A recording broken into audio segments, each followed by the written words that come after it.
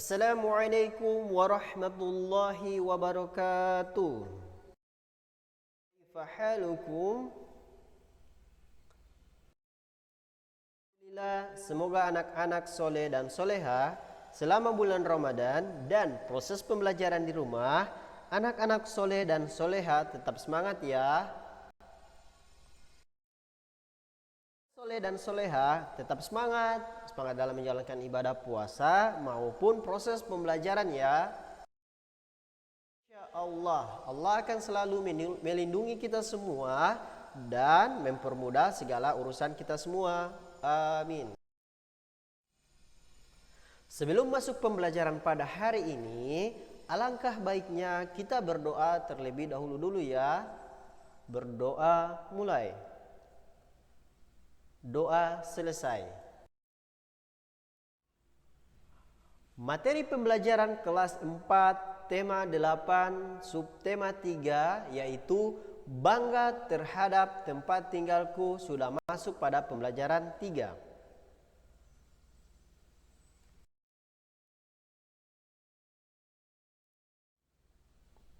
Adapun tujuan pembelajaran pada hari ini, yang pertama, peserta didik dapat mengidentifikasi jenis tokoh dan sifat dari cerita fisik. Yang kedua, peserta didik dapat mengetahui untuk menghadapi perbedaan karakteristik antara teman dan manfaat yang diperoleh. Yang ketiga, peserta didik dapat mengelompokkan jenis-jenis pekerjaan yang menghasilkan dan jenis-jenis pekerjaan yang menghasilkan jasa. Nah, di sini pada waktu liburan ya, Siti pulang ke kampung halaman ibunya di Yogyakarta. Siti mengunjungi neneknya. Rumah nenek Siti itu dekat dengan pantai. Nah, Siti senang membeli ikan di TPI. Anak-anak soleh dan soleha tahu apa itu TPI? Nah, silakan anak soleh dan soleha tanyakan sama orang tua kalian apa itu TPI. Nah, Siti membeli ikan bersama ibu di TPI. Banyak nelayan yang pulang melaut. Nelayan bekerja mencari ikan di laut. Hasil tangkapan ikannya digunakan untuk memenuhi kebutuhan hidupnya sehari-hari. Mata pencarian sebagai nelayan ditemui di daerah pantai. Berbicara tentang nelayan mengingatkan kita pada cerita fiksi. Cerita fiksi apa ya? Ya, yaitu nelayan dan ikan mas.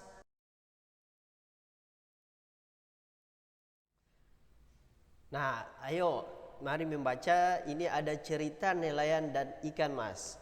Nah, anak-anak soleh dan soleha, silakan anak-anak soleh dan soleha membaca cerita nelayan dan ikan mas ya.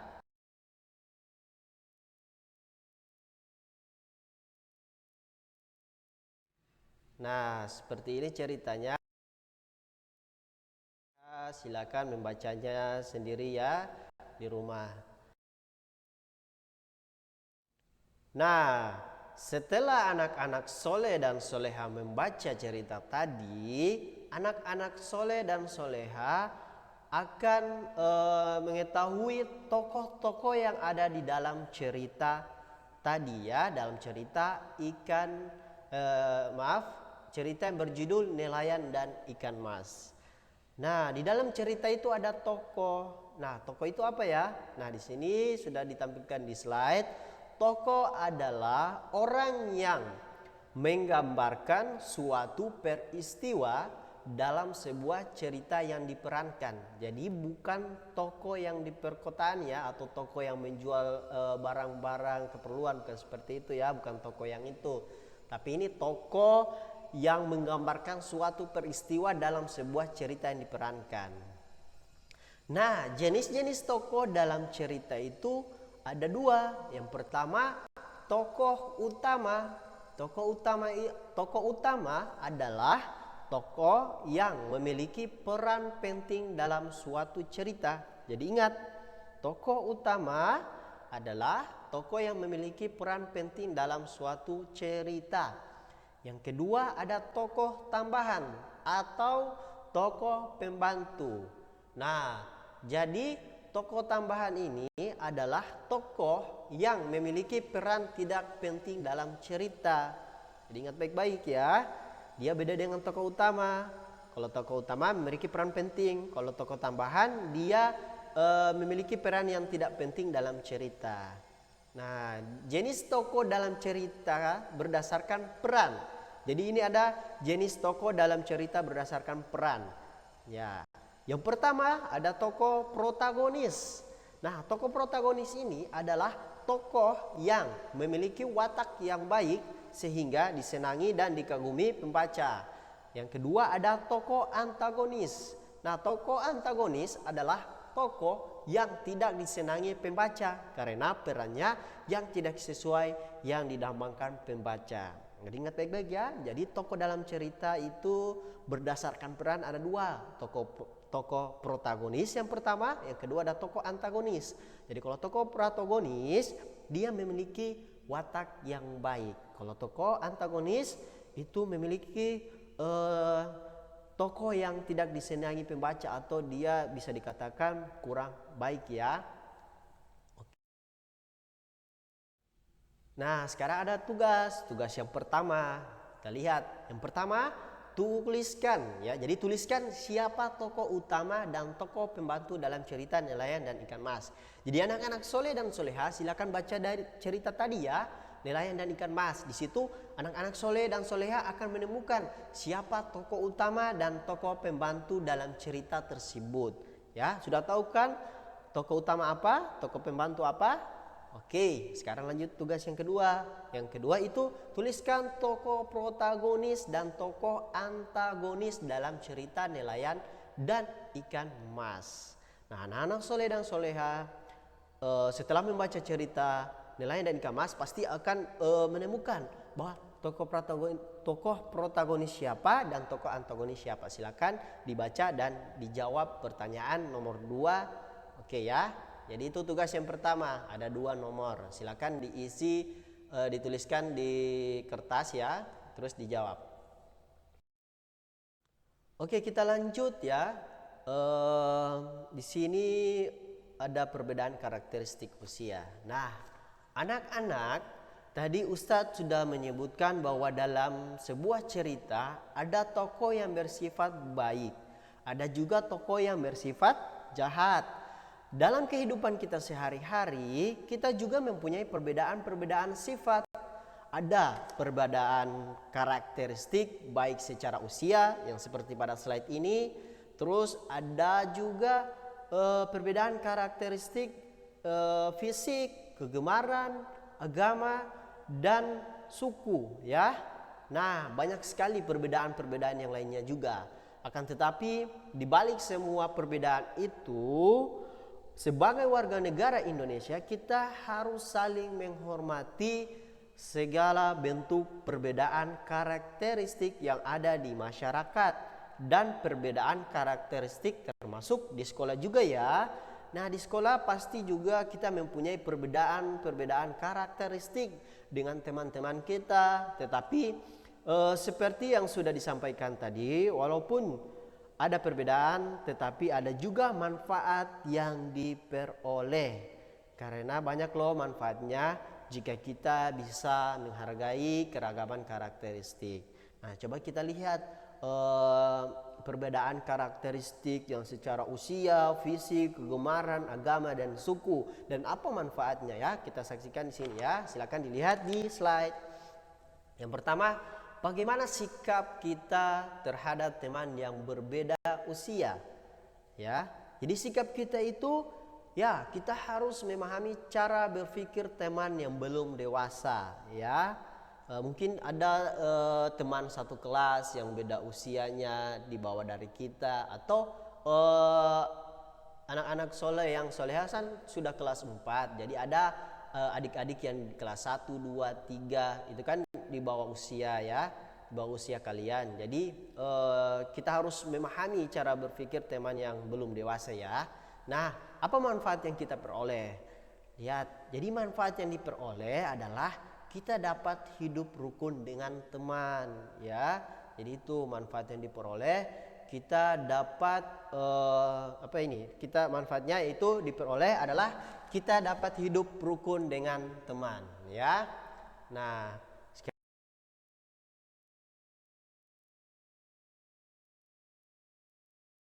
lihat perbedaan karakteristik individu ya fisik ya. Jadi perbedaan karakteristik individu fisik. Bagaimana sikap kita menghadapi perbedaan tersebut? Jadi kita lihat sikap kita apa? Ya, kita harus menghargai fisik teman yang kurang sempurna, ya.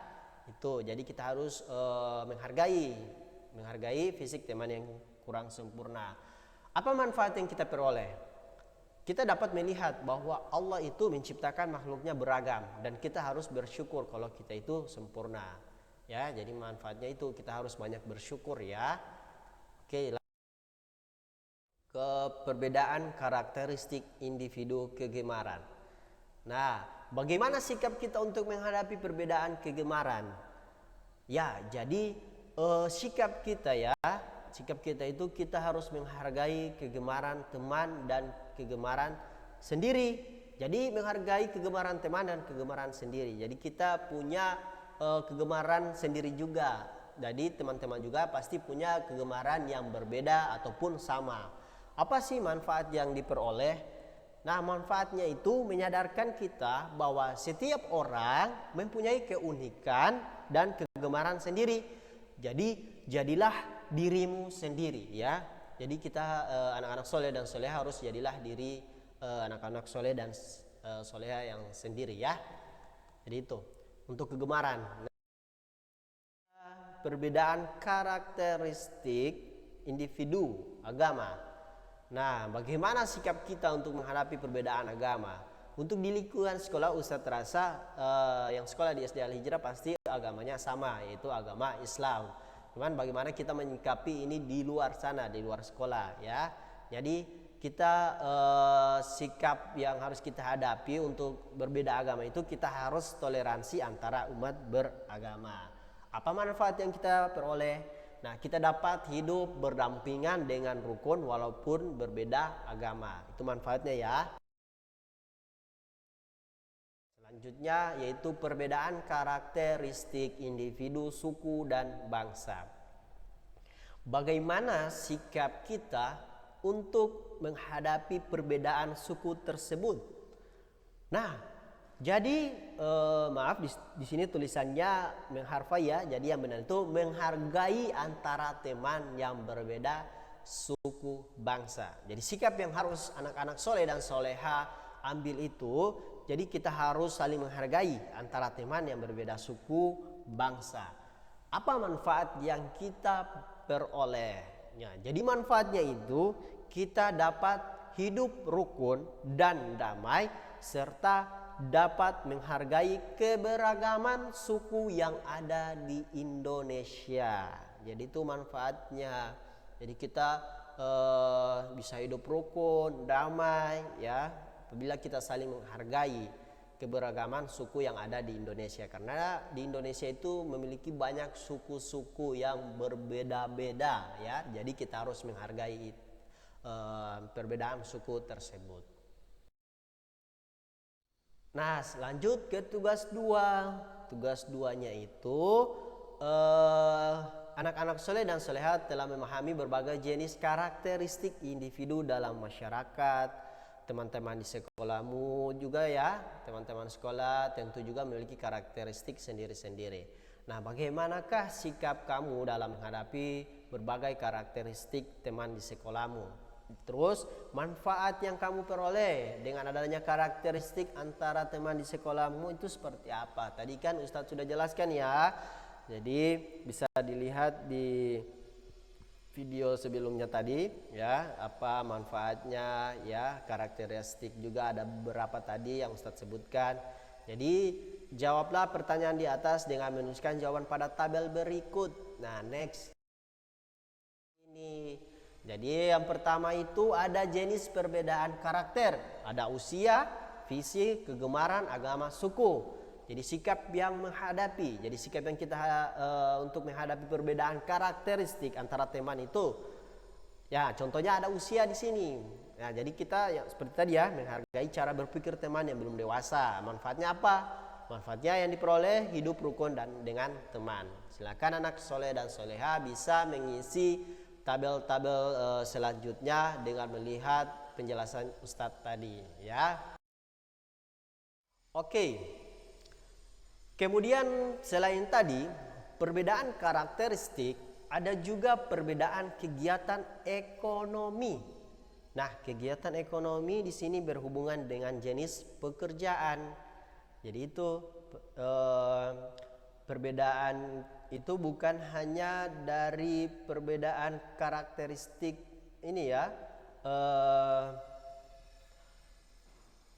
seperti kehidupan bermasyarakat atau dengan antara teman, tetapi juga di sini ada juga perbedaan karakteristik dalam kegiatan ekonomi ya. Nah, dari kita lihat perbedaan tersebut dari pekerjaan. Nah, di sini pada dasarnya pekerjaan itu dibedakan menjadi dua ya. Jadi kita lihat perbedaannya itu menjadi dua sebagai berikut. Yang pertama, ada pekerjaan yang menghasilkan barang. Nah, pekerjaan yang menghasilkan barang adalah pekerjaan yang menghasilkan suatu barang yang bisa dipergunakan oleh seseorang. Contohnya ada petani, nelayan, peternak, penjual kue, dan perajin. Jadi pekerjaan yang menghasilkan barang itu suatu pekerjaan ya yang menghasilkan suatu barang. Jadi kayak petani itu kan dia menanam padi ya. Nah, yang dihasilkan apa? Yang dihasilkan padi. Ya, jadi yang dihasilkan padi itu beras. Jadi petani itu dia salah satu pekerjaan yang menghasilkan barang ya. Jadi contoh lain juga ada nelayan, ada peternak, ada penjual kue dan perajin. Ya. Selanjutnya kita lihat ada pekerjaan yang menghasilkan jasa. Jadi pekerjaan yang menghasilkan jasa adalah pekerjaan yang hasilnya bukan berupa barang, akan tetapi hasil pekerjaan dapat dinikmati dan dirasakan orang lain. Contohnya guru, dokter, perawat, polisi, tentara, dan sopir, dan masih ada juga yang lainnya ya. Seperti guru itu seperti Ustadz ya, Ustadz memberikan jasa yaitu sebuah sebuah ilmu ya. Jadi itu anak-anak soleh dan soleha pasti akan merasakan sendiri ya. Ada dokter, ada juga perawat, polisi, tentara, dan sopir ya. Nah, ada tugas 3 ya. Jadi anak-anak soleh dan soleha tugasnya lihat, perhatikan di sini. Di sini ada barang dan jasa. Terus ada dokter, peternak, guru, petani, sopir. Nah, anak-anak soleh dan soleha silakan tarik ya, dibuat garis. Contohnya seperti pekerjaan yang menghasilkan barang itu contohnya apa? Silakan anak-anak soleh dan soleha bisa menghubungkan. Misalkan barang ini, pekerjaan barang, contohnya apa? Seperti pekerjaan jasa. Nah, pekerjaan jasa ini contohnya apa? Silakan ada di sini ada 5 pekerjaan. Silakan anak-anak soleh dan soleha menghubungkannya menggunakan garis. Silakan digambar di buku tugas kalian ya. Jadi untuk pembelajaran pada hari ini sudah selesai. Jadi ada 3 tugas yang Ustadz berikan. Silakan anak-anak soleh dan soleha kerjakan dengan baik dengan memperhatikan penjelasan Ustadz tadi ya. Nah, demikian pembelajaran pada hari ini. Semoga bermanfaat bagi kita semua. Tetap jaga kesehatan. Jangan lupa perbanyak membaca Al-Quran ya. Apalagi ini puasanya tinggal 9 hari. Jadi kita lebih tambah semangat lagi untuk membaca Al-Quran, untuk menghatamkan Al-Quran ya. Jadi, dan rajin juga dalam beribadah yang wajib maupun sunnah ya. Rajin belajar dan tetap semangat ya anak-anak soleh dan soleha. Nah, sebelum menutup pembelajaran pada hari ini, alangkah baiknya kita tutup dengan doa kafaratul majelis. Subhanaka Allahumma wa bihamdika asyhadu an la ilaha illa anta astaghfiruka wa atubu ilaika. Syukran, jazakumullah khairan.